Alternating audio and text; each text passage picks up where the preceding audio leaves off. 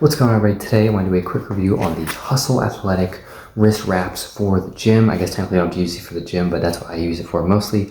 I wanted to talk about kind of the longevity of it, how useful are they actually during workouts in the gym, and things like that. So first I want to talk about, I've used this for probably about 2 years now, and I've used it 4 or 5 times a week. That's how much I go to the gym often. So that's kind of how much I'm using it.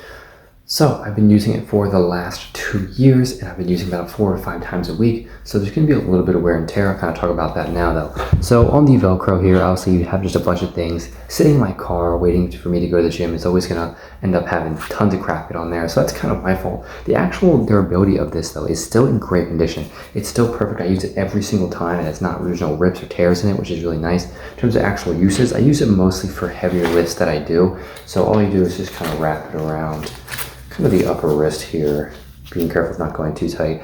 They also have this thumb pad, which I really like, just for a little bit of extra grip in terms of, it actually feels like a little bit more stable on my wrist, which I really like, but I usually take mine off. As long as you're kind of in this position, you'll be good. And I feel like the actual stability of my wrist during this, especially with like very heavy dumbbell bench press or deadlift and stuff like that, so your wrist doesn't bend back or anything like that, is actually very, very effective. Not a ton of weightlifting gloves actually do this. A lot of material for these weightlifting gloves are kind of crappy, so your wrist kind of bend back anyway.